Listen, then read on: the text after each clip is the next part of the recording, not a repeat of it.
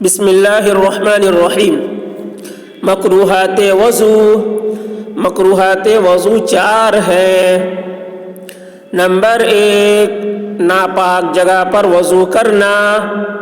Number 2، سیدھے ہاتھ سے ناک صاف کرنا۔ نمبر 3، دوران وضو دنیا کی باتیں کرنا۔ نمبر 4، خلاف سنت وضو کرنا۔ تو یہ 4 چیزیں وضو میں مکروہ ہیں۔ ناپاک جگہ پر بیٹھ کر وضو نہیں کرنا چاہیے۔ وضو تو ہو جائے گا، اگر ناپاک جگہ پر بیٹھ کر بھی وضو کرتے ہیں تو وضو تو ہو جائے گا، لیکن مکروہ ہے۔ مکروہ کا مطلب شریعت نے اس کو ناپسند کیا ہے اور ثواب میں کمی آ جاتی ہے۔ سیدھے ہاتھ سے ناک صاف کرنا یہ بھی مکروہ ہے، بائیں ہاتھ سے ناک صاف کرنا چاہیے۔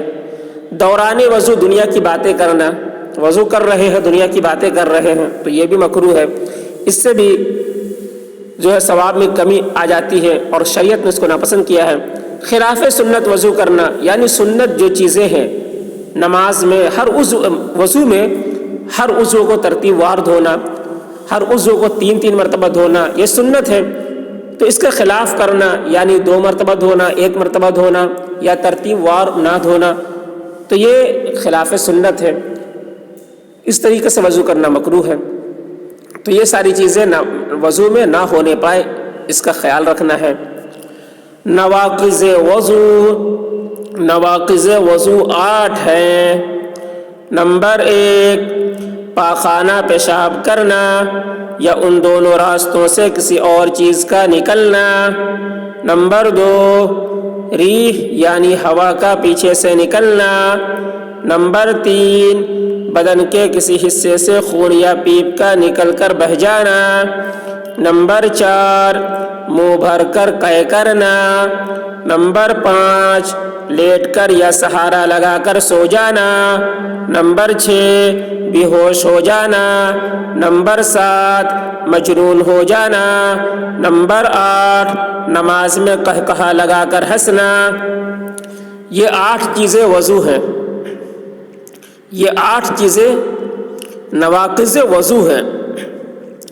اس سے وضو ٹوٹ جاتا ہے۔ باوضو تھے، پاخانہ کر لیے وضو ٹوٹ گیا، پیشاب کر لیے وضو ٹوٹ گیا، یا پیچھے سے ریح خارج ہو گئی، ہوا نکل گئی تو اس سے بھی وضو ٹوٹ جاتا ہے۔ بدن کے کسی حصے سے خون نکل گیا یا پیپ نکل گیا، نکل کر بہہ گیا تو وضو ٹوٹ گیا۔ اگر خون صرف اسی نکلا ہے لیکن اسی جگہ پہ ہے، اپنے مقام پہ ہے، تو اس سے وضو نہیں ٹوٹتا ہے، لیکن بہہ گیا تو وضو ٹوٹ گیا۔ اسی طریقے سے منہ بھر کر قے کرنے سے وضو ٹوٹ جاتا ہے۔ اگر تھوڑا قے ہے، منہ بھر کر نہیں ہے، تھوڑا سا اگر کسی نے قے کیا ہے تو وضو سے نہیں ٹوٹتا ہے، منہ بھر کر قے ہوا ہے تب وضو ٹوٹ جاتا ہے۔ لیٹ کر یا سہارا لگا کر سو جانے سے بھی وضو ٹوٹ جاتا ہے۔ لیٹ گیا ہے یا سہارا لگا لیا، کسی چیز میں ٹیک لگا لیا اور سو گیا تو اس سے وضو ٹوٹ جاتا ہے۔ اسی طریقے سے بے ہوش ہو گیا تو بھی وضو ٹوٹ گیا، مجنون ہو گیا تو وضو ٹوٹ گیا۔ نماز میں قہقہا لگا کر ہنسنا، اس سے بھی وضو ٹوٹ جاتا ہے۔ نماز تو ٹوٹے گی ہی، وضو بھی ٹوٹ جاتا ہے اگر نماز میں کسی نے زور سے قہقہا لگا کر ہنس دیا تو۔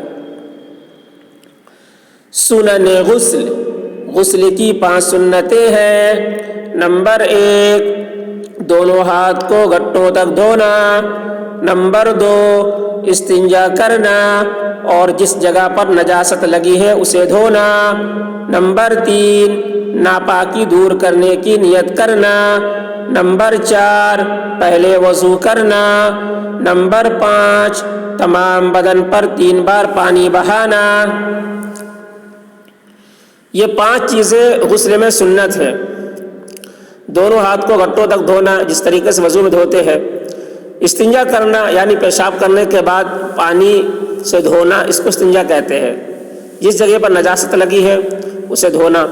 ناپاکی دور کرنے کی نیت کرنا، ناپاکی دور کرنے کی نیت کرنا یہ سنت ہے۔ پہلے وضو کرنا یہ سنت ہے۔ تمام بدن پر 3 بار پانی بہانا یہ سنت ہے۔